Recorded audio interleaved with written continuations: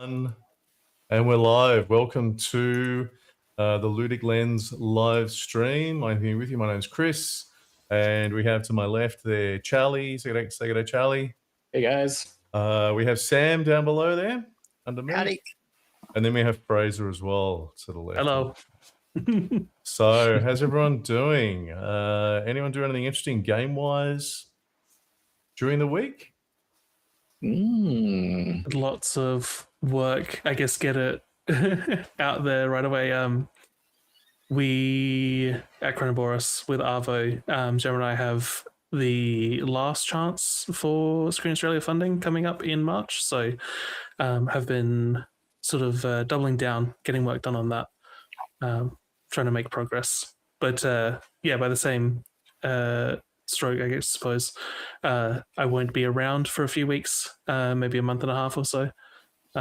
So this is my last last live stream appearance on the stream until they lock me in here and put me to work. We'll get you back.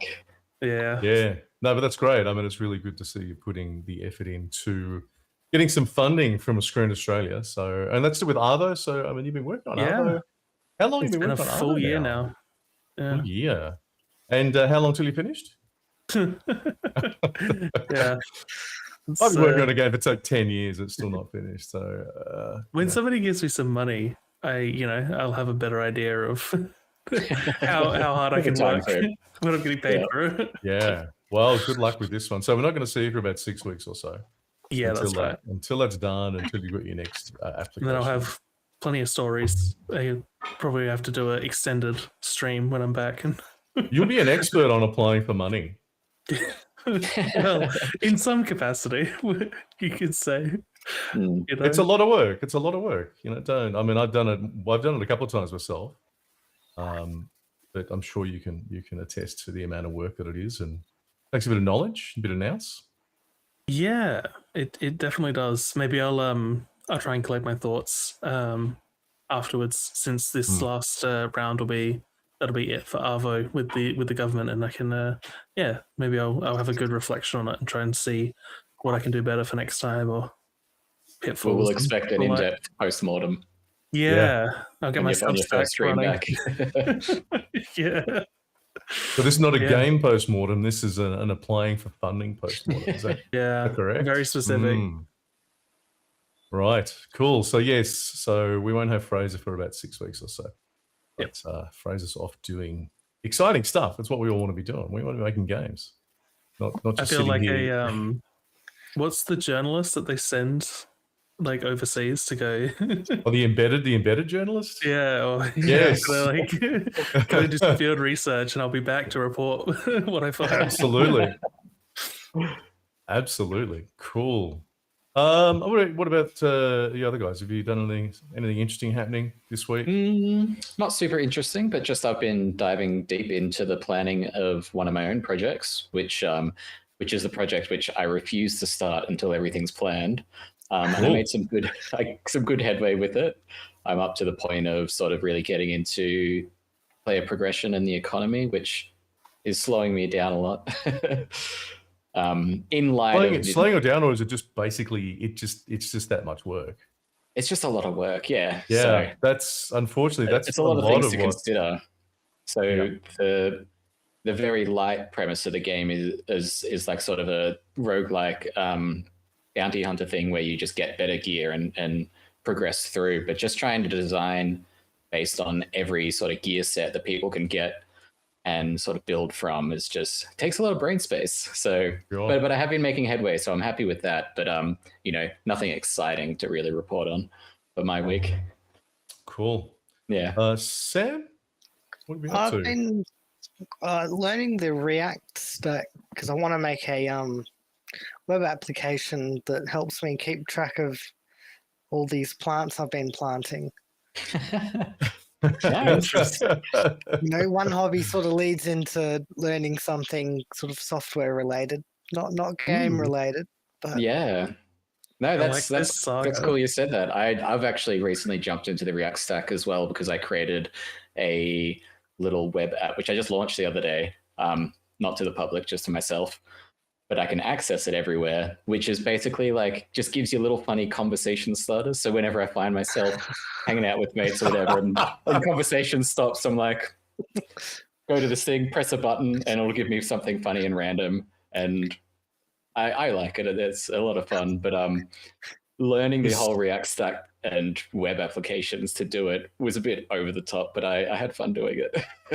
Is that app inspired by that episode of the IT Crowd? Was it Are We Not Men? Was that what it was called? No, and they had the little app that told you how to talk to real men, and it was like all these sports things. Maybe I should make a feature based on that one. How to talk to manly men. So all the AFL football tropes, Yeah, that's actually a kind of fun idea to do. Actually, you could go a comedy route with it, but it is very much just inspired by not socializing for a long time during COVID-19. So a social tool for myself, should I say? Yes. Well, if I give you some API hooks, you can get some random photos of plants in progress. Yeah, Love that. I feel like if I come back in 6 weeks and your webcam isn't just full of greenery, Sam, I'm going to be really disappointed. I want them like overgrowing. Well, I've ordered myself some more seeds, so there'll be at least 30 seedlings, I'm hoping. So my backyard's going to look like a forest by spring. Awesome. Nice. Okay, so last week we had a look at what was the name of that boss? The Nameless King. The Nameless King in Dark Souls 3. And Fraser sent through a really interesting video. Do you want to look at that video first? Because that looks really cool. I thought that was really interesting. With the hurt boxes. The hitboxes, yeah. Yeah. Where did I put it? Don't you hate that it's in our interesting stuff channel in Discord. Yeah, I've got it. I've actually. I'm wondering where I put it on my desktop. I've got I see. So many damn windows open. Mm-hmm. Let me. Here we go. This one work. Oh, there we go. All right. Can you see this on the? So, I don't know, Fraser. Do you want to, or just someone else who knows the game, want to talk about it? Yeah. I mean, I guess we're seeing all sorts of different volumes, whether they're hitboxes or hurtboxes. I assume the creator used some modding tools to sort of visualize these, or like to access the dev tools. But yeah, they feel like cheat codes looking at it. Like, well, I guess they are, but knowing exactly where it's gonna hit you is amazing. Yeah, I don't know. I think like there are some aspects. I mean, we talked about last week, one of the big things with at least from soft Souls-likes is the accuracy and the detail in the hitboxes. And so to some extent, it's like, oh yeah, that lines up pretty well with what you expect. But it's when they don't line up with sort of the visuals that you can really start to go, that's that doesn't seem right. Like totally. This one right here, this the sword. Yeah, watching the hitbox disappear towards the end of the attack. Oh, that's interesting as well. So what do you think when you see, because you've all been through this this boss fight, when you see the sword come down and it's this big fat capsule, what are your first impressions of that? It's not this tiny little thin sword thing that's hitting. Yeah, my impressions is, whoa, that's big. How do I dodge that? Yeah. But I guess it all comes down to the iframes with those big ones. So they are big to hit you, but you can roll out from the center of the attack if dodged correctly. Yeah.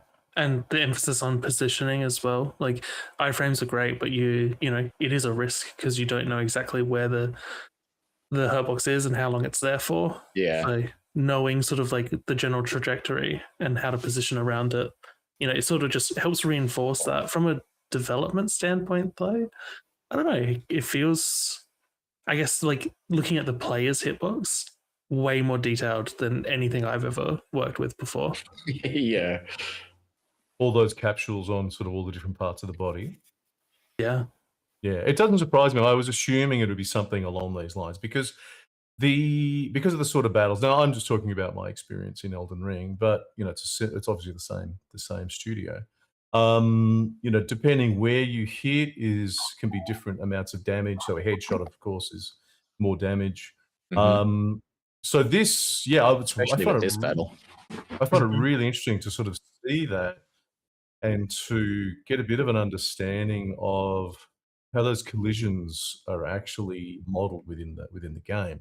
So this as well, and I do wonder. So I wonder what. Obviously, this is Dark Souls 3, FromSoft's third in the series, but they've done other games as well. So how much time did they spend working out that the hitbox for that sword, I'm assuming it's a sword, yeah? Has to be Spear. that big. It's a spear, okay. So because does it feel like it's that big when you're doing it? Like, does it feel like it's unfairly large? I don't recall it feeling unfairly large. Like Mhm. he's sort of a pretty hulking, humanoid with a massive weapon. I feel like all the hits from this battle did feel kind of warranted. I think I'm just surprised at how wide it actually is. And this is really why I mention, I've said a number of times, a lot of what we do in games is kind of illusion. We don't Yeah. really know what is happening when we're playing it. We know our perception. And again, this really comes down to perception for me. Is like if you perceive that as being unfair, then when you're playing the game, then it's no good. But obviously, I mean, it doesn't sound like anyone's saying that it actually feels like an unfair weapon in any way. So that even though we would expect the hitbox on a spear or something like that to be much smaller, this is where the perception comes into it. It'd be interesting to see if you could change it, how that would change the actual battle. It would probably make it a lot easier if it was a really thin cylinder. Presumably, yeah. And that's probably what they got through their playtest, is they would increase it and change the thickness of it. I wonder if it might create more errors as well, like a smaller hitbox.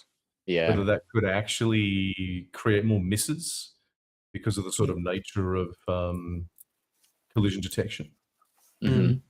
Well, I've heard, that you kind of are only ever working with hitboxes or spheres or, those sort of capsules.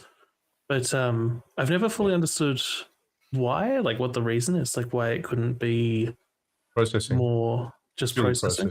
It's much easier. It's a lot cheaper. Yeah, it's a lot cheaper to do. Like cubes and spheres are very easy. Cubes and spheres are much easier to detect collision than you see the sort of complex geometry that the actual models have. So, like a cube, if you want to work out something's been in a cube, you've got 6 vertices, and you just have to work out whether it's within that those 6 vertices. Whereas, how many vertices are on the actual model? Maybe hundreds, maybe thousands, maybe more. Probably more than that. Yeah, potentially, depending on how large the model is. But that's a fantastic. That's a fantastic visualization, I have to say. Yeah, it's. I mean, it's cool to see as a player, and I imagine priceless as a dev. I was going to say, but you're not a player. You're a game dev. You're a designer. Yes. Although I think this destroys all the illusions. Well, I remember with Elden Ring, like this sort of dissection of Dark Souls 3, I think it helped spark some of the player pushback that Elden Ring got. I can remember a little while after it came out, people started to sort of use the same tools and sort of find boss fights that they felt were unfair or cheesy, and then sort of like start being like, well, look how broken this hitbox is. And so, you know, from a more meta standpoint, I'm like, it's interesting how players getting this look behind it can start to change the way they interact with both the game and the developers. Yeah. I'm assuming this is not Unreal Engine, is it? You guys know? Oh, That's I don't think so. Actually. Yeah, I think it's proprietary. Yeah, I would have thought so. But I mean, this is exactly the same. If I don't know, like I do show, if I'm teaching sort of Unreal Engine, you can turn on, you know, show collisions, and you get stuff like this. You get the hitboxes now. I mean, collisions are done pretty much the same across all different engines. So I imagine Unity is exactly the same. Mm-hmm. Yeah. Cool. So fantastic. So that's really, really interesting to see. So that's kind of, I guess, to follow on from what we're looking at last year. And that's a little bit more technical than what we're going to be looking at today, because last week we were looking at the experience, the experience. And all of you have done your homework this week, which is we have. Feels like we're back in university again. So we're actually going to have a look. Now, I have no idea how we're going to do this, to be honest. I haven't really planned this out. Excuse me. Each of you have, like, it's about a page or something as well. Can we just go through them? Do you guys want to read your stories out online in front of our audience of thousands? Yeah, Jeffrey's here. Jeffrey, how you going? Good to see you. Just in time to hear our stories. So I'm worried they might be a little similar. We might be treading very similar ground based on the little bits I've seen and heard. The more similar they are, the less we have to change them. have to dissect. Yeah. Can I make this bigger on my screen? I can make that bigger. Okay. Anyone who wants to go first? Yeah, I'll read mine first. Okay. Hang on, which one? That's how you know we're not in uni, when someone volunteers to go first. Nah, you guys always, actually, you were the one who always volunteered, Fraser. Yeah. You're my go-to. I hate the silence when it's like, all right, we're going to do this thing, and everyone just is like muted, cameras off. Yeah. And I'm like, Fraser's saying, no, I'm an introvert, and he's the most extroverted student I've ever had. So, okay, let me just... I think I can get rid of that card. Are you gonna? Yeah. Okay. Exactly. So, rip the Band-Aid off.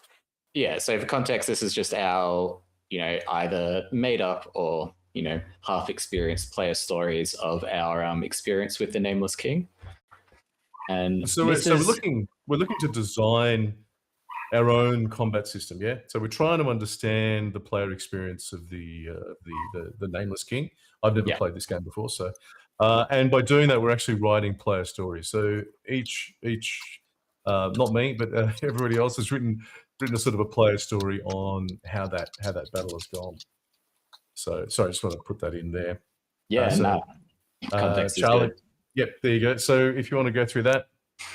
Yeah. So this is my memory of the fight when I did it a long while ago. So mostly true. There has to be something more.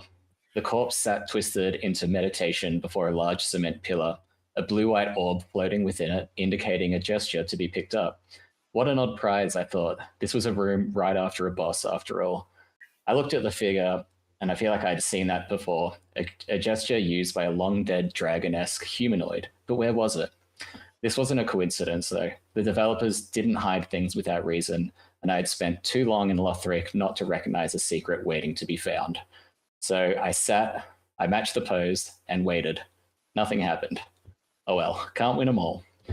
Many in real life days passed before again I stumbled upon some more corpses contorted into that same meditation pose, all facing a great mountain in the distance. With the finding of the pose long gone from my mind, I immediately thought, oh my god, I have that pose. An empty rug sat between the meditating figures, openly inviting me to join. The desire was too strong, and I thought it would be a cool screenshot. A young sensei beside his masters, overlooking a craggy peak landscape. I'll just have to spin my camera around to get the best screenshot. So I sat, I matched the pose, but this time the world answered. My immediate reaction was panic, until I quickly realized that I was in a cutscene. A cutscene. Curiosity and light panic took over. I was not prepared for a boss fight. I watched in awe as the Arc Dragon peak materialized around me. A mountain peak piercing the clouds, ancient stone bridges arcing over nothing, and serpent men guarding ruins that felt older than Lothric itself. I'd searched for this hidden secret area aimlessly before, hearing about the Dragon Peak from a friend, but never looking it up as to not give away any spoilers. And here I was, thoughtlessly stumbling upon it because I liked using emotes. And that was a big thing for me. I did emote everywhere because it was fun. Even in a single player game. Yeah. What was it? The Sun one from the first game was the starting of it all. Where was it? The path forward asked everything of me. I was singed by enemies wielding lightning, crushed and burnt by an ancient wyvern, and run through over and over again by Drake Knights so often that I felt like giving up. But I was here on the purpose. I knew there was something more. I felt like I was this magician who had performed very precise and intentional steps to summon this place. I wasn't going to let it defeat me. At the end of the area, a lone lever stood. No prompt, no instruction, but I hadn't come this far to hesitate. There was definitely something here. This had boss fight energy. With nothing left to do, I pulled it. Not exactly sure what would happen. I watched the clouds churn in a dramatic maelstrom as my character cowered on the ground. Once I regained control, the sky was dark and before me stood a fog wall. I gulped in anticipation, or was it fear? This was definitely a boss. Though it felt different, grander than usual, like all my exploring and inquisitiveness had led me to this point. I steeled my resolve and stepped through. And by stealing, I meant applying every buff that I had. The clouds churned and a shape descended. The King of Storms landed before me with its rider. Even though I was expecting a challenge, I was not ready for this. The dragon swept low, breathed fire across the arena, and the camera became my enemy as much as the beast. I died learning the rhythm of the wings and flame, died again and again. When the dragon finally fell, I felt relief. Until its rider stood, drove his weapon into his companion's corpse, and drew lightning from its body into himself. Then I felt dread. I regained control of my character again after the dramatic cutscene, and a new wave of hope washed over me. A semi-normal sized humanoid. I should be able to keep space and keep distance as I chip away at its health. This thought was interrupted as two waves of clouds came surging at me. I rolled through them, and in an instant, my enemy circled me and skewers me from behind with the great reach of his spear. Oh dear, how I miscalculated. He moves slow, but attacks fast, covers distance in an instant. So a defensive approach would be punished severely. The Nameless King fights like he has forever to kill you. He strolls towards you with this confident swagger and closes distance like he is the magician here, and I am merely part of the trick. Every early dodge is punished. Every miscalculated swing is turned against you. He doesn't rush. He doesn't need to. The clouds rolled beneath us, and I realized there was no ground here, just sky, storm, and him. The stress and fear had really set in now. I was bested this day, and I had fought the pressure and fear until I couldn't handle any more stress from my stress-relieving choice of entertainment. So perhaps I'll come back with a friend, because I know now there is always something more to find. Nice. Cool. So yeah, sorry. I think I was really enamored with the whole lead up to the fight more than the actual fight itself. So that was sort of my focus on my player story to the Nameless King. Yeah, I really like the emphasis on the exploration and the discovery. Sort of best played, like Dark Souls is best played when you really immerse yourself. Yeah, totally. And you get into that headspace of like looking for the illusory walls and like knowing that things will be done with intention. Yeah, and they're like world sort of telling, like within telling stories within the placement of objects in the world is just so on point. You can sort of guarantee if you are paying attention, you will find stuff. Big time, yeah. There's a few technical questions I've got as well. Like that emote, did you have to be in a particular space? Do you have to be looking at a particular direction? There's a whole lot of questions that are we can't answer. We don't need to answer here, but Well, I think that was really smart because there was literally, I think 5 people lined up, and just in between them there was an empty rug. So it's like asking you to go sit on it, and me just being like, "Oh, this is perfect. I'll sit on it," and takes you away. It's really cool. Yeah. Cheers. Okay, thanks for that. We're gonna go into more detail with these in a little while, but I want to go through all of them first so we get an idea of what we're sort of looking at.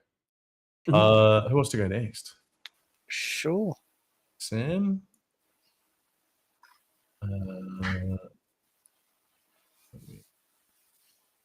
Yeah, okay, cool. Mine's a bit similar to the previous one. No problem. That's not a problem. Doesn't really matter. Like we've got 3 different perspectives. Similarities are really not a problem. All right. I just booted up Dark Souls 3 after getting home, feeling slightly humorous as my Shrek-themed character stands up from the campfire. For weeks I'd been grinding gear to make this fight easy. I felt slightly anxious, but confident. The feelings I have as I watch my Shrek character stride into the boss arena are hard to describe. A sense of awe mingled with amusement and relief. This was it, the boss, the nameless king. Deep down, I knew it would not be the last time I walked through that wall. But there was still that hope that maybe, just maybe, I'd knock this boss out perfectly on the first try. That would make me feel pretty good. I play it safe, dodging the boss's attacks, learning the animations. I get cocky and confident and attack back, but my greed is punished severely. Half my HP is gone in an instant. I feel a spike of adrenaline. My palms are warm and sweaty.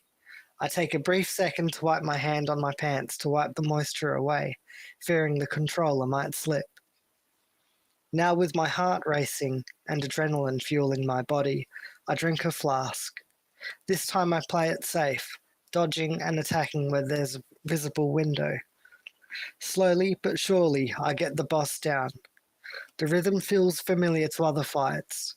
The game tends to reward patience, a mantra I repeat in the back of my mind. The boss's health is almost empty. I get greedy again and attack. This mistake would be my last. You have died, is the familiar red sight I'm greeted with. I feel a pang of irritation for having gotten greedy. Checking the time, it's not too late. I still have time for a few more attempts. The next few walks through the misty wool are unlike the first. At first it's joined by feelings of determination, but subsequent defeats slowly give way to a growing frustration, which soon festers into a simmering rage. The tension in my jaw and growing anger are the signs that I should quit. I'm not having fun anymore. I'm trying to prove something. I want to beat the game, not for the game to beat me. This final walk through the mist is tense. I managed to dwindle the boss's health to 0 to discover it's a 2-phase boss fight. My gut sinks. Shit. Now I have another rhythm to learn and master, but the agitation and adrenaline has long since shut down the rational part of my brain. After a few hits, I'm dead again. The response is visceral. I instantly quit before my temper has me do something silly. Who knows when I'll try again, but for now it's dinner time. Well done in quitting, before the true rage quit, the controller goes across the room. I thought that was quite different in a lot of ways. I thought that was, that had some really interesting new things, particularly sort of, you've been grinding gear to make this. So you're expecting it, whereas I think in Charlie's story, that was quite different. So yeah, really good. I like the emphasis on getting greedy. I feel like that is such a real Souls-like experience. Yeah, is that is having to definitely. train yourself to not, Don't take just dodge and risks. attack. There's no need. There's no need. He'll still be here. Yeah, He'll be here, but I won't. yeah, yeah. That's one of the things I think I like, even though I'm not a Souls player. But I think these types of games train you in a way to deal with life, like hard situations in life.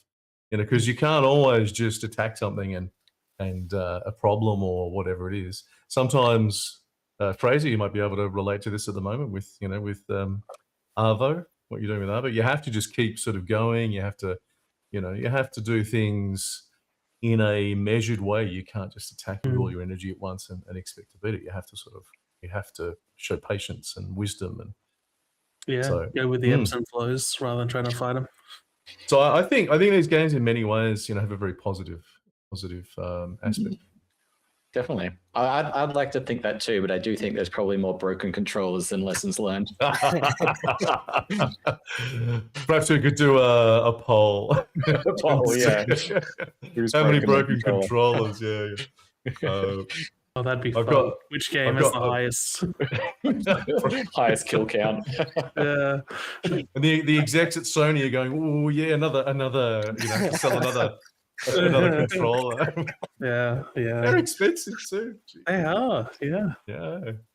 All right, Fraser. Yeah, let's do it. Keen? I think this is your one. Yeah. Let's make it bigger.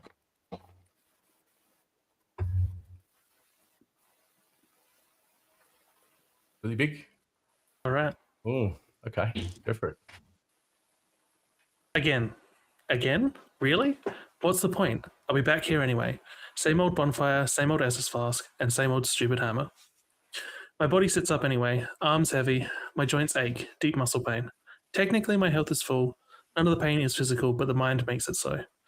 Leaning forward, my arm reaching out to the bonfire, empty flask in hand. The fire, unsurprisingly, is hot.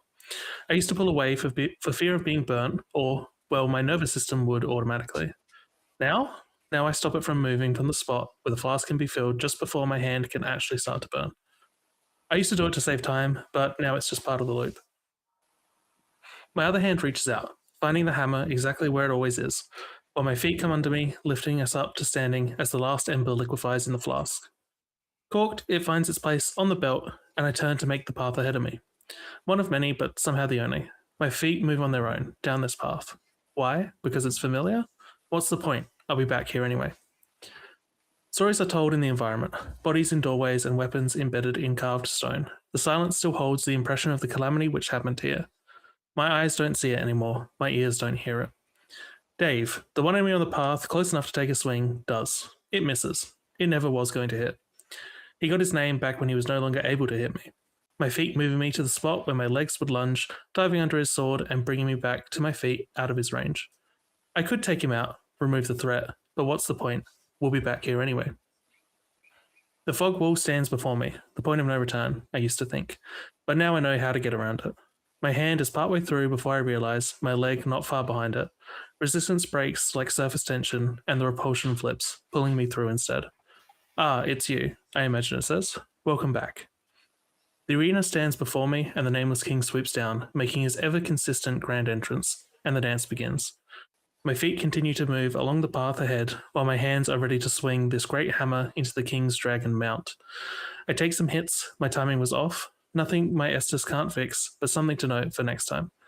It's messy, but I clear the health bar. His phase 2 animation starts to play, and I skip it. I could watch it, it's been a while since I have, but what's the point? I'll be back here anyway. Alright, phase 2. Dodge sideways to avoid the thrown lightning bolt. The same opening every time. Next, backwards roll to avoid the wide arcing swing. Right, now I close the gap and get a swing in before, bang. My health is almost completely wiped. Did he continue his moveset, or did something else happen? Danger, my nervous system screams, panicking at the King making another move. My legs are taking us backwards, but not out of danger. A reaction to fear has left me in line with the incoming thrust. My body's automatic response. if I hadn't have moved so soon, if I had forced myself to wait a second longer, just long enough for my Estus without getting burnt. No, the tip of the spear. I can't beat him now, but but why does that matter? I'll be back here anyway. Again, this time I'll have him for sure. Same old boss, same old Estus flask, and same old stupid hammer.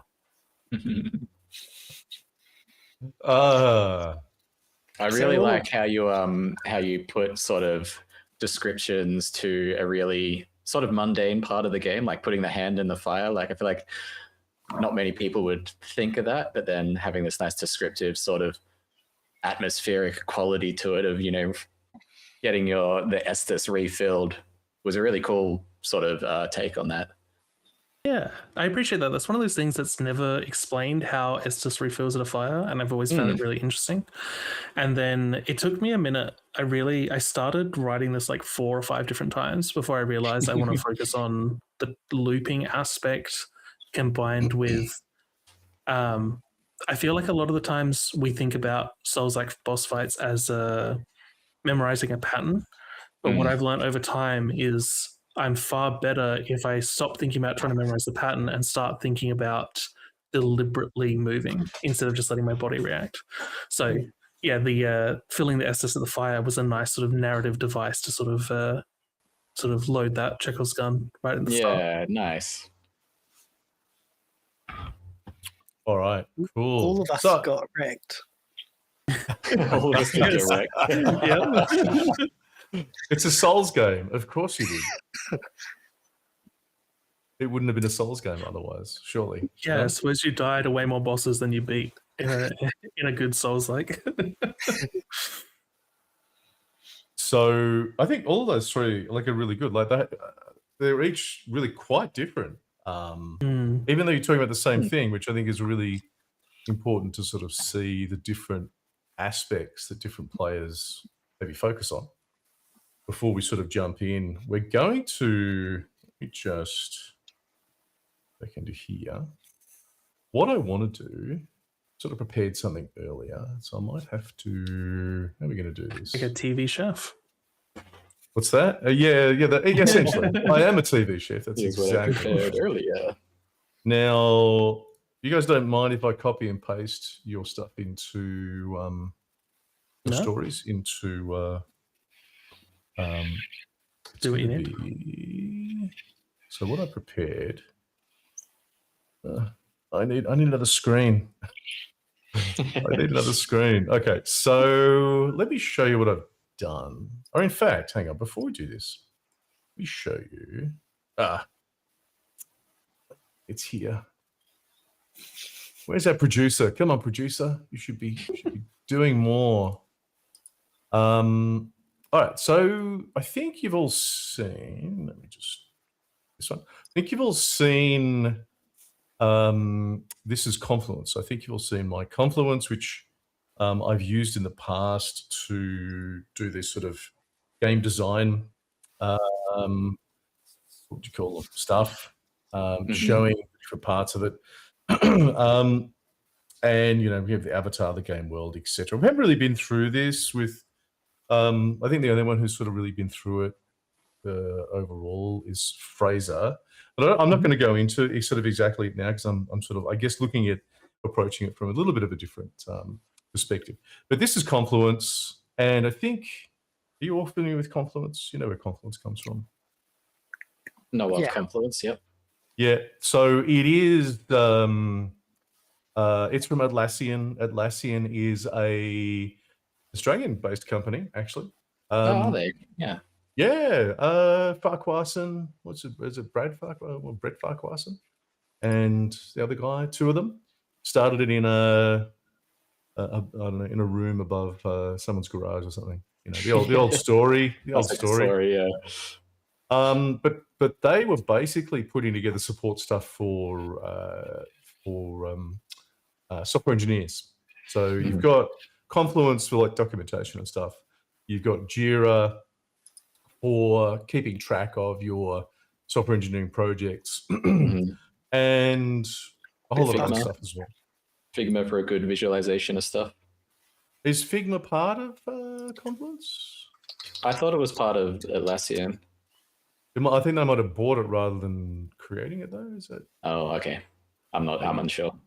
I thought Figma was just about destroying Photoshop and Adobe. Let's get rid of Adobe. But anyway, so the reason, I mean, I did this, like, I'm a coder as well, so I don't mind dealing with this, but I have certainly had designers and artists look at the Atlassian stuff and just dry retch. They don't like it very much. So what I've done, and I had mentioned to you guys previously, is that I have, hang on, let me just put this around again. I'm trying to, yeah, okay. I have set up Obsidian. So this is Obsidian.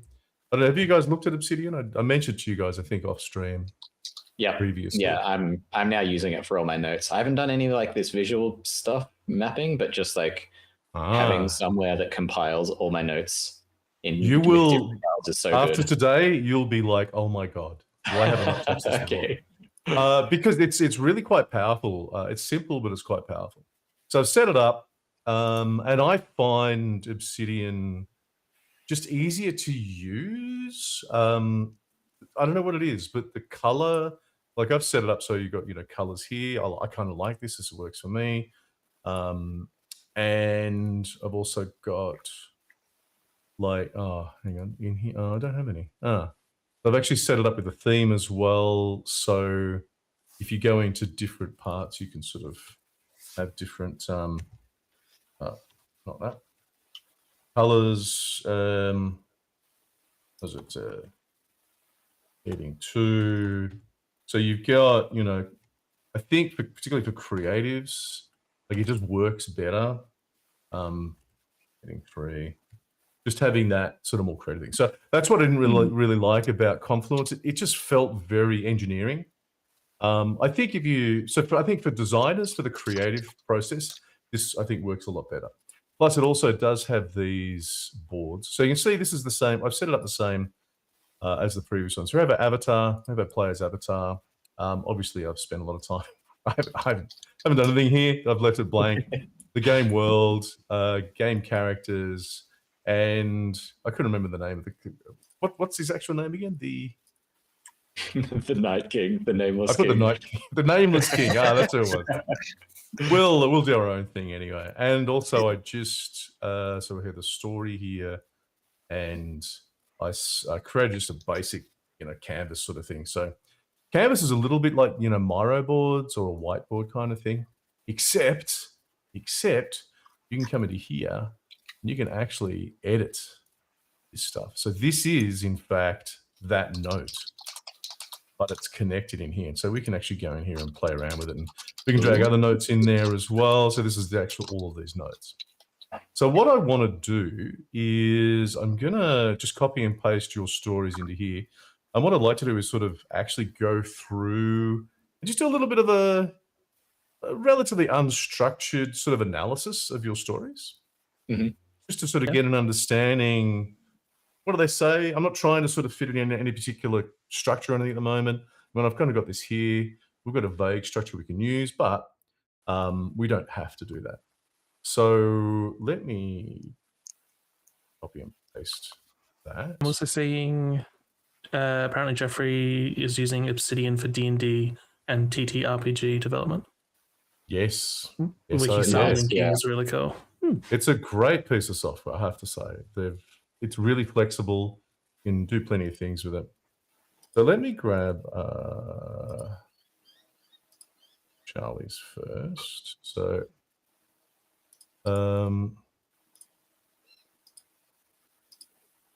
Charlie, is it IE, Charlie? Or Y? Yeah, Charlie's story. There we go. Story. And let me just copy and paste this. Just bear with me for a moment or two. And paste that. Ooh, okay. So we've got a lot of...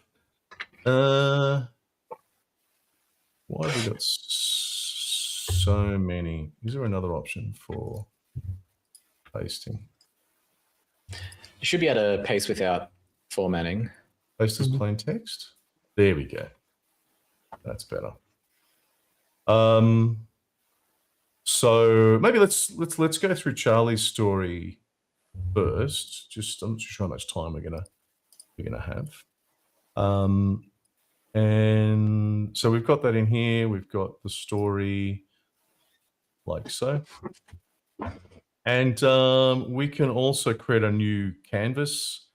So we can come into here and you can just go create new canvas like so. And we'll call this Charlie's story canvas. And we can just drag and drop that in there as well. That can belong in there. So we've got those two. So when we've got this open, we can actually just drag and drop straight from there into here, which this sort of stuff to me, is really, from a design point of view, having this right here is really useful. But yeah, that's nice. But I think before we do that, one of the things I find useful is to go through the story and kind of add just little headings which tell me sort of something about what is in here, just so that it sort of breaks it up into sections if we can. Makes it a little bit easier to sort of read. What are we looking for in particular? Because once I did write this story, I went through and tried to pick out the mechanics that would build this experience. Do you want to tell us what the headings are that you got, and I can pop them in? I wouldn't have headings per se, but at each line, I've sort of written what the mechanic is suggesting. So the first one, not at the very, but where the corpse sat twisted, it is already suggests an item pickup system with the blue-white orb floating in front. Okay, so item pickup system, and let's just maybe make that bold. Oh, you're kidding me. Let's try. Why did I put? Okay. I'll tell you what. Let's. I think I picked the wrong. Just make it like a heading. Do a couple of hashes or one or two hashes. Yeah. I'm just going to clear the formatting and then. There we go. So item pickup system. Okay, so. And then I suggest an emote system, because I say I matched the pose, which is just down a little bit further. Okay. Emote system. It's interesting to see the way you think, Charlie. I think this says a lot about focusing on the systems. Not nothing. not wrong. Not incorrect. I'm just saying it's kind of interesting. Well, that's sort of what I would use a player story exactly for. Is how can a player experience this? You need to know the underlying systems. Okay. Well, we'll explore that. I think that's a really interesting question. That's a really interesting and then sort of I wouldn't know what this title would be, but just sort of context sensitive areas for the emote system, which activates things. So maybe a secret finding system, in the sense where I sat and matched the pose and something did happen, which triggers the cutscene. So this is down here? Which is a little bit further down. I sat and matched the pose by this time. Yeah. I did sort of group these together. So this is under the exploration and discovery mechanics. And then there's suggestions of hidden areas. Maybe that can be the same title there. So hang on. First art. What were you saying about this part? Did you have a particular... maybe just context-sensitive gestures is probably a simple title for that.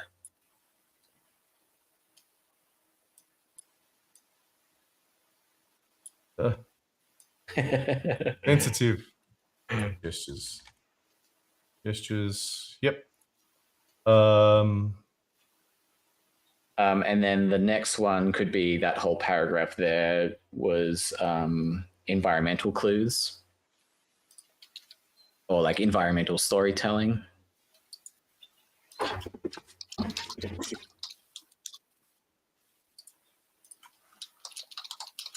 Blues storytelling. Yep. Yep, and then jump down to the, what was it, the cutscenes? So obviously cutscenes is a system, a cutscene mechanic system for the my immediate reaction was panic. Cutscenes. Mm-hmm. And I think just after that is sort of area progression, because I suggest that I go to a new area in the Archdragon Peak. So we know from this story that there is new places to go to rather than one massive area. So that's just the one after the cutscene, yeah? Yeah.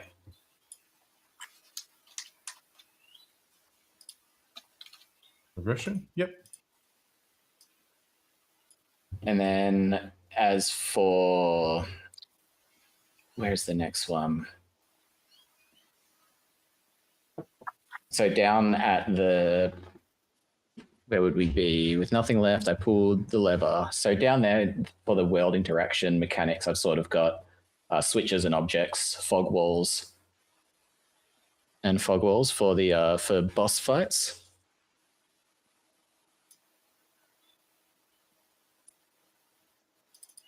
Switches, objects, fog walls.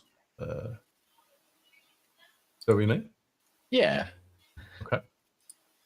And then I think then it goes into pretty much the combat mechanics, which I haven't actually mentioned a lot of, but from what I'll just list them all here rather than go through each one because I feel like it would just take too long. So just where are we exactly? Go down to pretty much where the clouds churned and a shape descended, because that's the start of the sort of the combat section of my story. So this is combat? Yeah. And then should I put just maybe dot points? Yeah, do dot points. Okay. So what have you got? Yeah.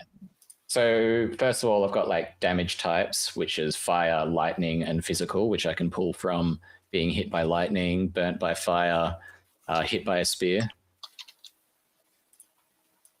And then I mention dodging. Physical. Dodging? Yeah. Dodging. Dodging, dodge timing, kind of the same thing. Maybe a sub point there?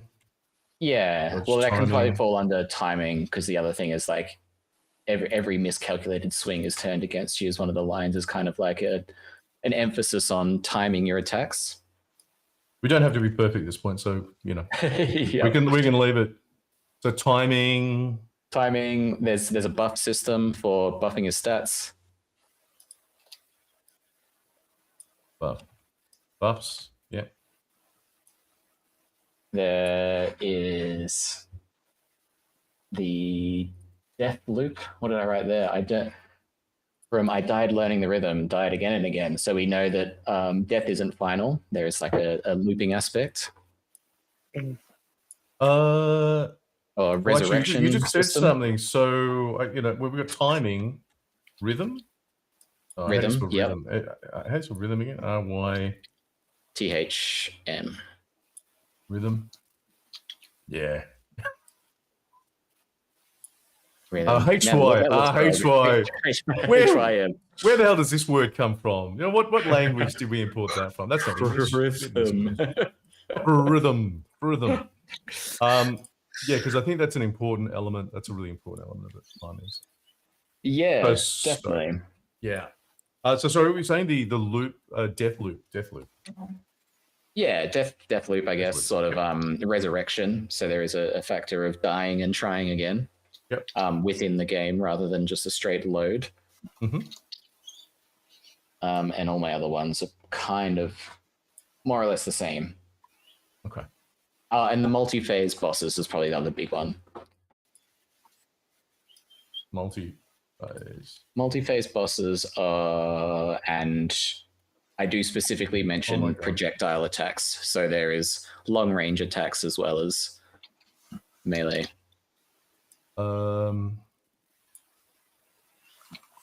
Right. So should that be under like damage types or attack types or? Yeah, probably damage types. Yeah, ranged attacks.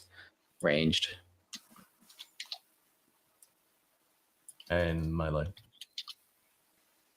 God, how do you spell melee? MELEE. Hey, I got it. I got it. Sorry. Yeah. I got it. Melee. Okay. Was there anything else further The down, last or? thing that I've noticed is there's a co-op aspect to the game, because that's what I mentioned at the very end, is bringing a friend. So should we just put this here or should it go somewhere else? Probably maybe just at the very bottom on its own heading, because you don't have to be combating two multiplayer. Multiplayer. Yep. Okay. Yeah, so there was a few systems being able to pull in there. I wouldn't say that would cover the breadth of what a Dark Souls game is at all, but it's definitely got some aspects to it. Gives us a start. Gives us a start, yeah. Absolutely. So we can come back into here now. And like we have all of this stuff here and we can, so we're going to a couple of different options. We're just exploring right now. So I think the sort of quick and dirty option is the best way to go. But so we want to look at all these and sort of, we could, in fact, there's another way we can do it, particularly using Obsidian. If we come back here, hello? No. Come back here. So, how do we do this again? I'm trying to remember. So what you can do, that's right, you can hit square bracket twice and go, I think, did you say? Oh, yeah, the linking. I've just started doing this myself, actually. Pick up. Oops. Pick up. System. And I think, am I correcting? No, maybe I'm not. Have I not? Oh, so that will actually create a... That'll create a document, I think. Well, I think we need to highlight it and then say create this file. So we can just do that. And then we need to put it somewhere. But once we've got that, we can actually, then comes a control, click on that and it opens it up. So, but we're not going to worry about that too much at the moment. Because what I just want to keep things loose in a way. So we're kind of just trying to explore. So what we can do here at this point in time. So we've got the story. What we're going to is just kind of extract as much out of it as we can at this point. So we can just drag off and say, look, you got the options, add a card, add a note from the vault. It's also saying add item pickup system. Let's do that one because I've already created. So we could go and do that, and that might be the way you want to do it. As I said, we're not going to do that. We just want to keep it sort of fairly, whoops, oh, hang on, fairly loose right now. So we also want the emote system, so we can just drag that out, and we've got add card emote system. Like so. So you can kind of go through maybe gestures. Actually, let me think of it. So we've got our emotes here. These are our gestures, aren't they? Mm-hmm. So in a way, let's maybe in a way, shouldn't we sort of go off here for our context sensitive gestures? Yeah, it's a good way to connect it, I think. Because what we're able to work out here is how they link together. Should we call them emotes or should we call them gestures? What are they called in game? I'm not sure. We're talking about the same thing, aren't we? Well, yeah. This is our design, so we can call them whatever we want. Let's say it's easy to write, quicker to write. Context. More efficient. I like that. More efficient. Yeah. Sensitive emotes. So yeah, so we've got a context sensitive emotes there. And what else we got? What else do we have? So environmental clues and storytelling. So we've got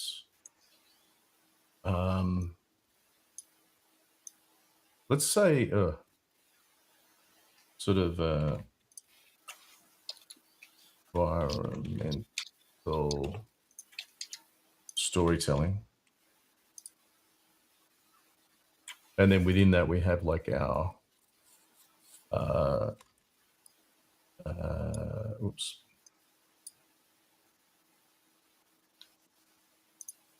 Mental clues. So, because essentially our environment's going to be storytelling, but some of those storytelling things are going to be actually clues to other stuff. Yeah. So Yeah. you can kind of see where I'm getting with this sort of stuff. Yeah, absolutely. Makes sense. Cutscenes, everyone's favorite. So we've got our cutscenes. Don't really say too much about that. Is there anything we need to say about that? Not particularly, I don't think. Yeah. Like unless we were getting into what the cutscene was. No, we don't need to do that at the moment. Yeah. We're sort of looking, we're just sort of looking at what we've got. And then area progression is kind of an interesting one. Could be more so like map design or layout design. But are you... Could that go into it? You're actually transported? Yeah, so you're transported into a whole new area from where you were. So I think that's an important one to keep in mind. So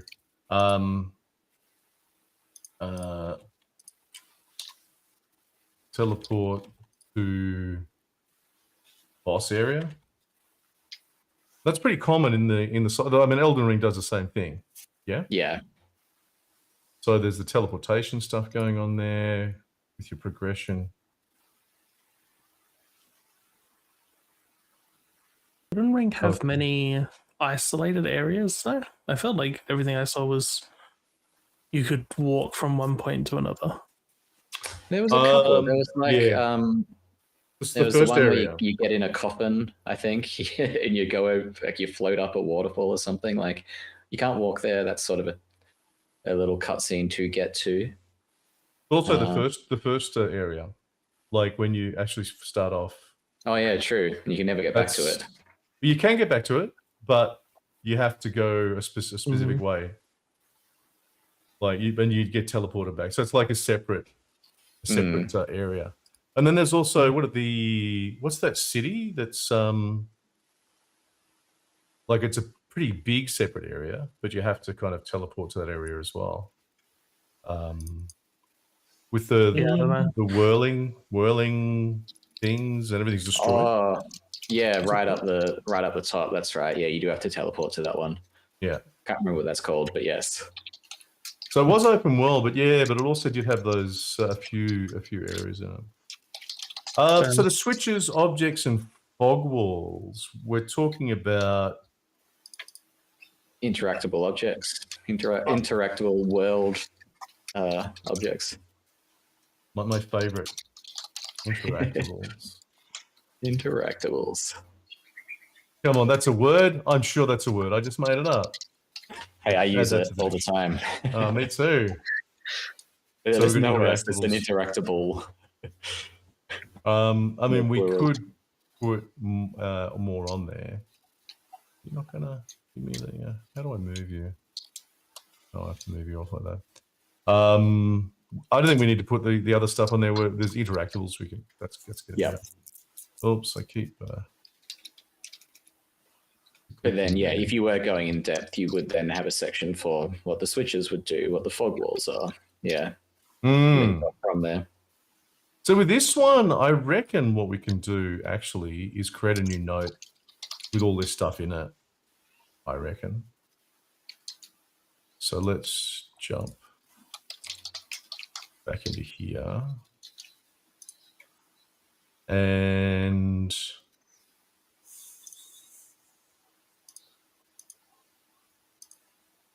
Call it combat.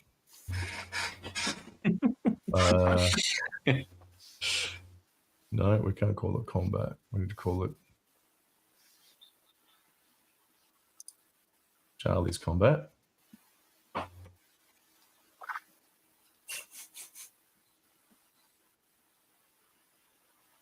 Oh, what? No, you're not gonna let me do that. Oh, what the hell? Oh, no. Sorry, my bad. Oh, you linked to the story. Charlie's combat. That's what we want. Thank you. And then we can create that file. Charlie's combat, chuck that back into here. And I think what I just want to do is just grab, instead of typing all this stuff out again, let's just grab all this.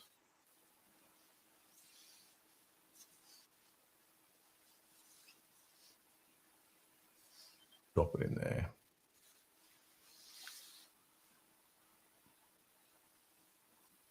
Oh, thank you. Sorry.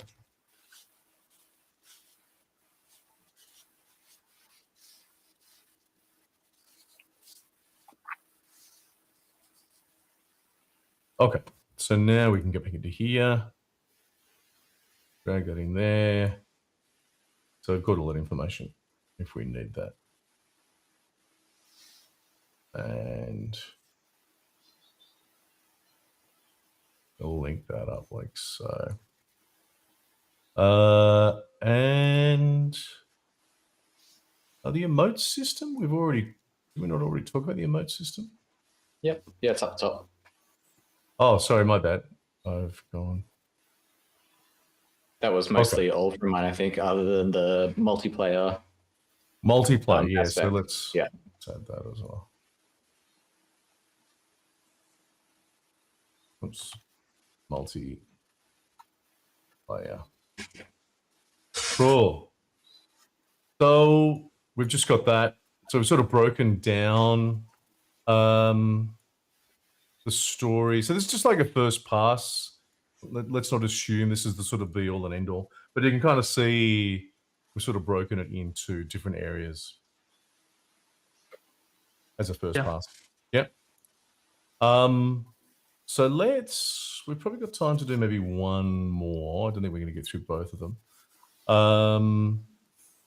We might go through, do you mind if we go through Sam's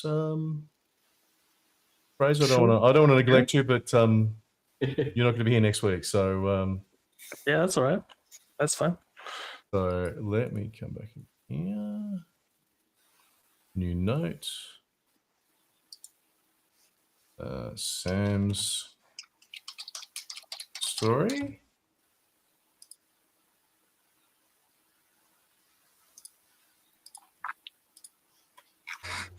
Okay. And yeah.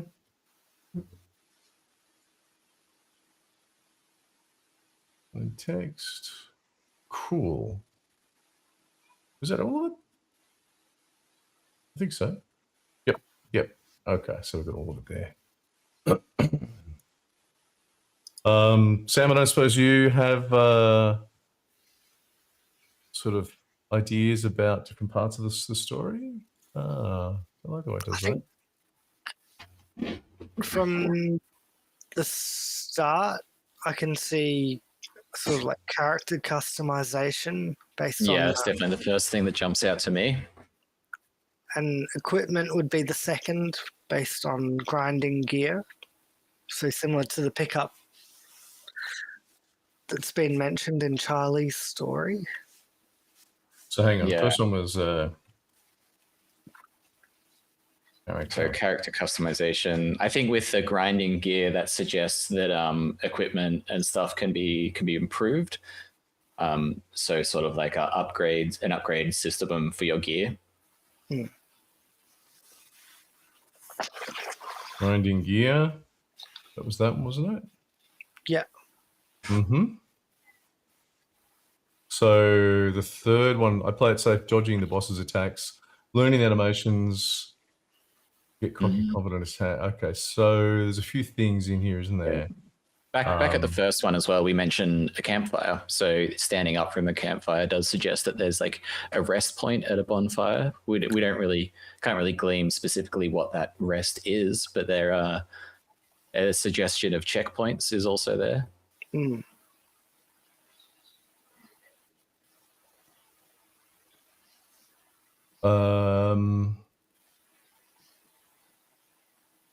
Yeah, so and then maybe just add a point there.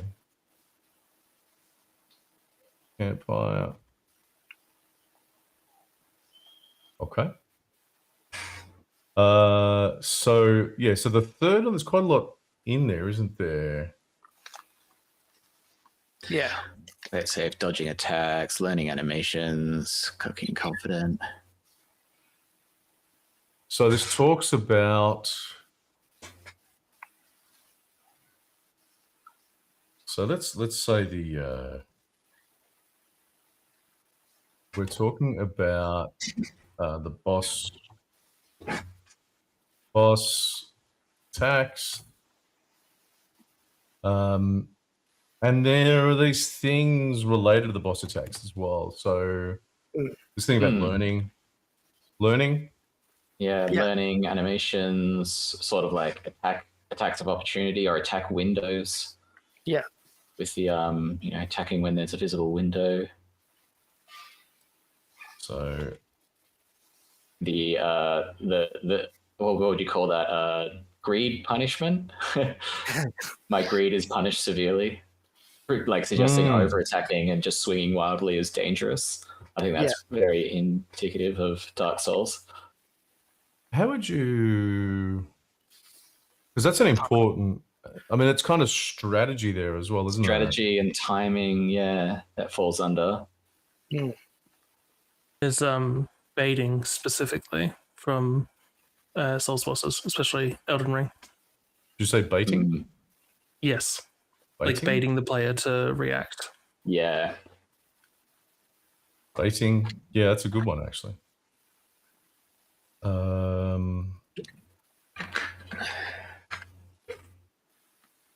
I think punishment. Yeah. Punishment, yeah.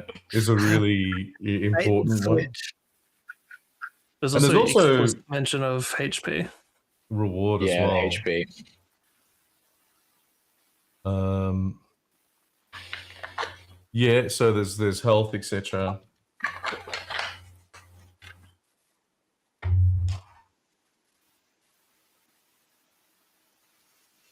And then there's also the other stuff I'm seeing here, and there's anxiety in the player, which I think they're the sort of things we're kind of looking for.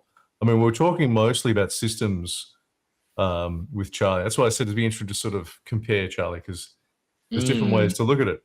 Yeah, true. So there's also, the relationship, and I haven't talked about this, so we'll talk about this probably more next week. But the actual relationship between the player and the enemy, which is another one to think about. So the whole of anxiety, the playing it safe is an interesting one as well. So up first, you say play it safe. That's kind of an interesting part of your approach, Sam. Well, it's a strategy where you one that I would always adopt actually for a new boss fight. You go in and you don't attack. You just last as long as you can without attacking, and just pay attention to the boss to get as much information that you can. Yeah. Getting information. I like that one. So the strategy is to learn, is to just how'd you put this? This is kind of you going in, playing it safe. Fraser, sorry? Reconnaissance. Reconnaissance. Oh, that's a good way to put it. Recon. And how do we spell that? How do we spell that? Recon will be fine. RECON. Leave Double N. Double N. Sense. I'm sure. AI. Reconnaissance. Look at that. Yeah, of course. It's got autocorrect. Recon. There you go. So Yeah. RP Jeffrey says figuring out the tempo of the fight, which is definitely in line of getting the information, knowing the timing and tempo of the boss. I do love how, you know, we've got tempo, we mentioned rhythm before. I think at least two of us referred to it as a dance in some capacity. It's not mentioned, but music and sound design Yeah, that's actually to go in time with like timing and tempo. Does it actually? What's the relationship between the music and I'm not sure if there's like dynamic relation, is there, or is it just really well selected epic tracks for it the might bosses? just be to do with like the emotional, so it's like anxiety or anger. Yeah. Leaning into like the emotion that they want the player to feel while fighting. Yeah. Yeah. So maybe start a music. We picked the wrong boss to talk about music from Dark Souls. Sorry. Yeah. The final boss is it uses attack patterns and has lore relevance to the final boss from the first game, and so the music draws the motifs from the music as well. It's just very well integrated sort of callback. It really summarizes Dark Souls 3, but that's a whole other conversation. Right. I was not aware of that. That's cool. I'm so glad we started with one of the last toughest bosses. I did mention it to you guys. Maybe something easier, but that's all right. That's all right. We'll carry on. We just got more examples we can pull from. Well, now we get to see all the work that goes into the finished product. So maybe as we're going through this, so one of the things maybe I should talk about is which one's going to be here? So there's actually one of the important relationships, and I haven't really put it in here, but let me just grab this. So let's just look at the avatar here again. And we've got, I haven't sort of put this here, but the other important one is the actual player. And the relationship between the player and their avatar. So you're familiar with what we're talking about when we mean avatar, yeah? You guys know what an avatar is. Like their player character, what they're wearing and what they look like or whatever. Like the character they're controlling. The character, they're I think the official way of saying it is that, their agency within the game world sort of thing. So it's how the player interacts with the game world. Depends on whether it's first person or third person, but obviously if it's third person, which the Souls games are, you can also see the character as well. So there's that other added relationship there. But we're talking about like two different types of relationships here. There is I have no idea whether this is going to allow me to do this, so let's try. There's the functional relationship, and there's also the personal relationship. Yeah. So again, we haven't sort of gone through this, but functional is maybe more the sort of system side of things, Charlie, like that you were talking about. How you control it. It's all to do with the what we call traditional mechanics kind of stuff. The personal is things like the emotional relationship that the player has with their avatar. And the reason I wanted to talk about that, so we're talking about emotional, we're talking about state of mind, we're talking about, so there's a few there that I got. We'll look at them closely next week. But that's one of the reasons I wanted to go into this, because the first one we've got up here, we haven't really spent time going through this.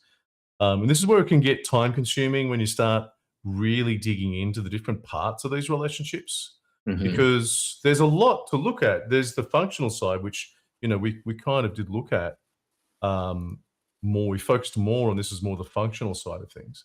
But when you start going into the player's relationship, the personal relationship, it can get actually quite a lot more depth in it. So you can see here things like, you know, the strategy, playing it safe, stuff like that.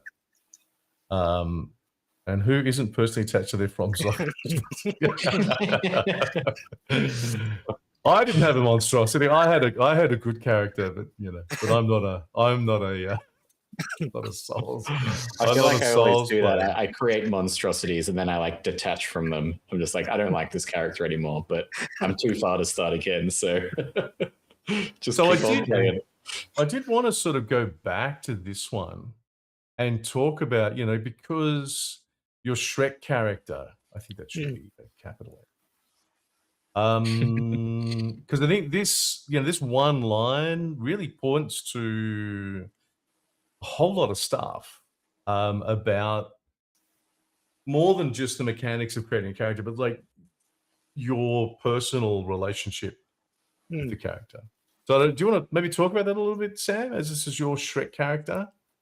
I think it's, you know, from the initial giggles when you first make the character, and then because you spend so much time with it that you probably do get desensitized.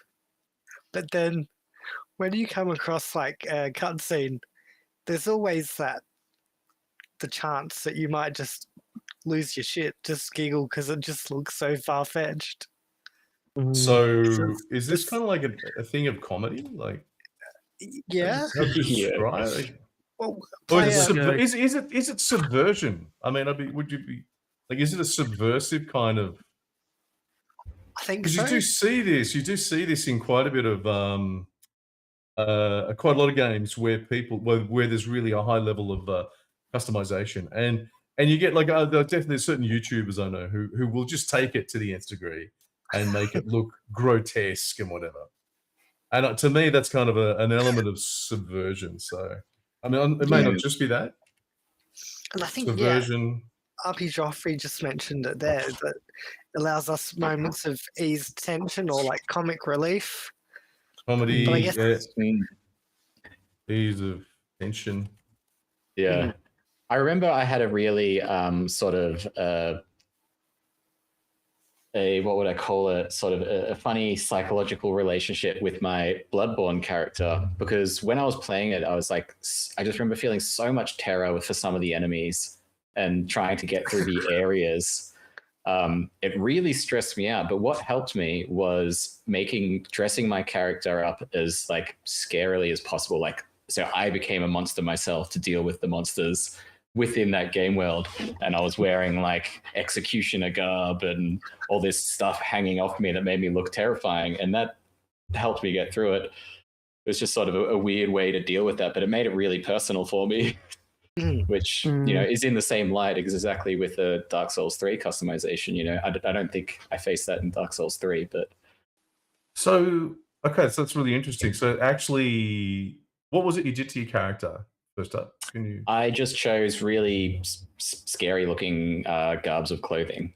So I was just like my main character underneath it, but then putting on those things, like I had like a big hood and like cut up cape and something like that, like that so I could be walking around as an enemy or something. You know, I wasn't dressed up in the fine noble wear, which most people were. I guess in a way, role playing. Yeah. In the sort of core sense. So I put their identity can have emotional impact on the player. Definitely. Is that like, you know, if you're going out, I mean, if you think, you know, if you're dressing up yourself, just say you're going to like a formal event, you wear a suit, you put a nice tie on, you know, all that sort of stuff. It makes you feel more confident and what have you. If you're going out to a really dodgy part of town, you might wear ripped jeans, just to kind of, you might wear sort of your platform shoes to make you look a bit taller and less what would you call it? Less open to being intimidated. Yeah. So you're sort of projecting that onto your avatar? I was definitely projecting that onto my avatar because I think I do that in a general sense to feel more context within the space. So Putting on the Bogan accent, Jeffrey's saying. Oh, you should hear how I talk to mechanics. Yeah, mate. How's it going? Oh, yeah. The crankshaft's gone. Oh, make it till you make it. That's it. Yeah, absolutely. The Bogan accent comes out after a few losses to this boss. Teach him, yeah. There is a whole side of Dark Souls, like Fashion Souls, right? Fashion Souls. It's all about the Fashion Souls. Oh, I've got to capture that.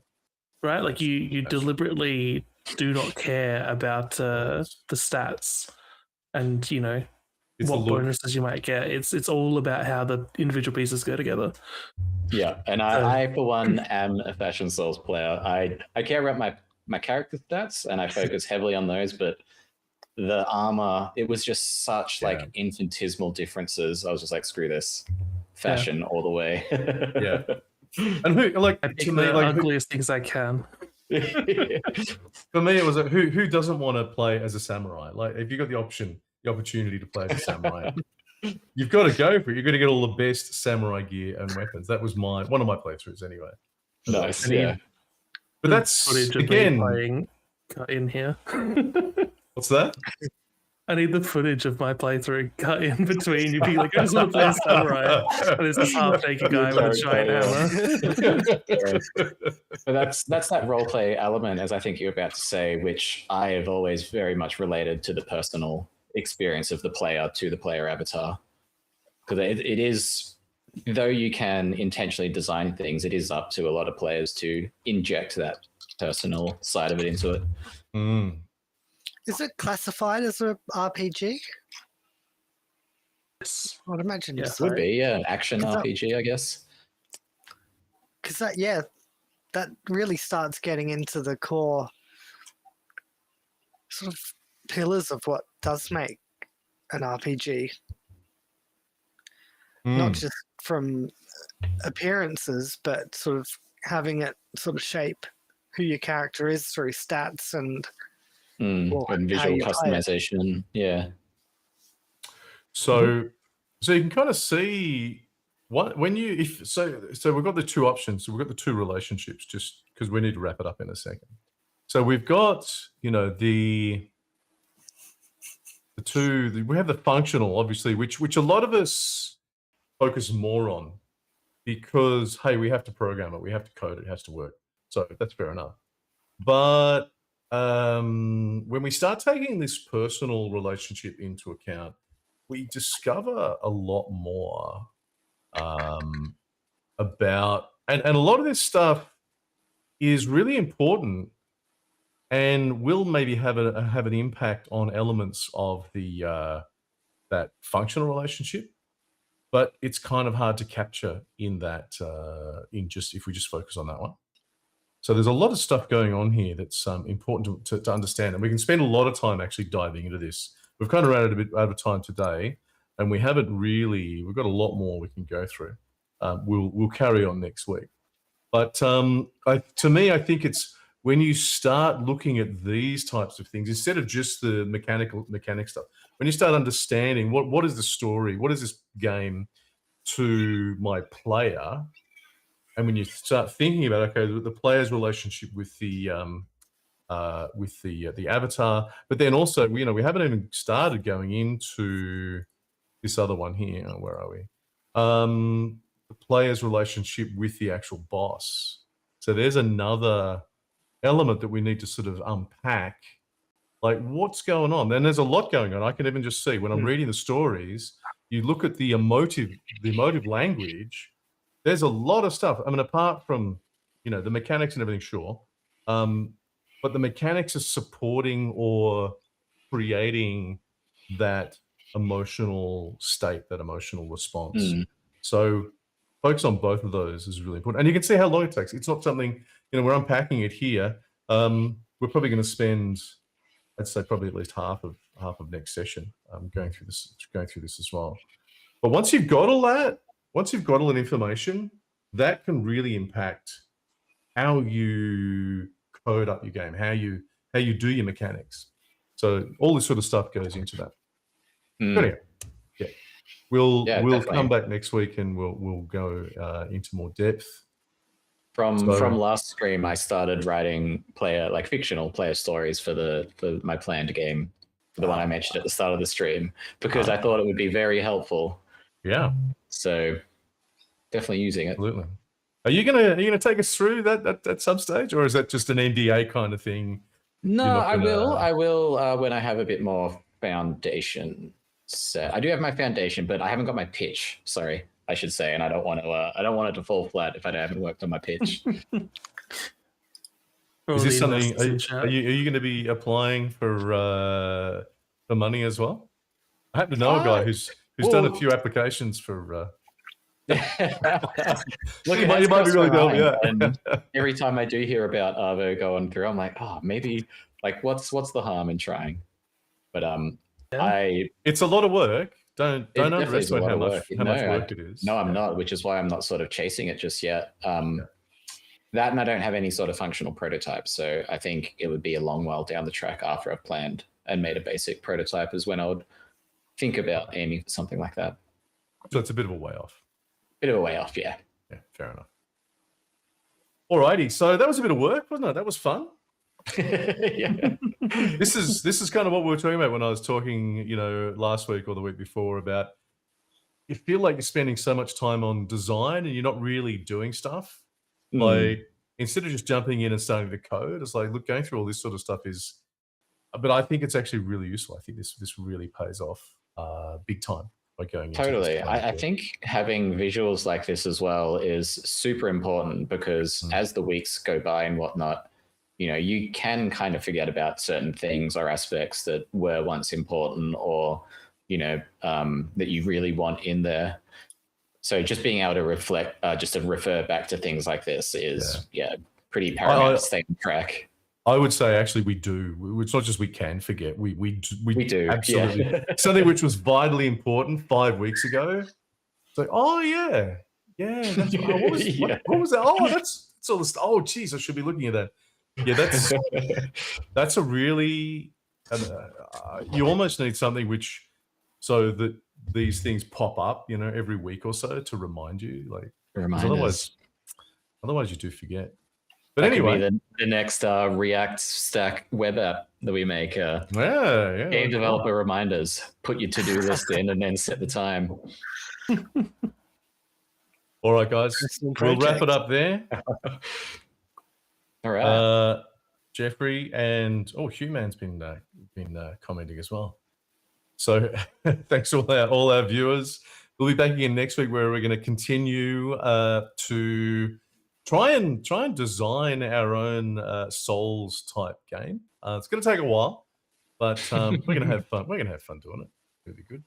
And I guess we'll see you all next week. So thanks for coming. We'll see you same time, 3:30 Wednesday. Unfortunately, Fraser will be away, grinding away on his game. I'll try and lurk. I'll try and be in the chat. Bring your presents. yeah. In spirit. In spirit. All right, guys. Catch you all next week. All right. Thanks, everyone. See you guys later. Wait. Bye-bye.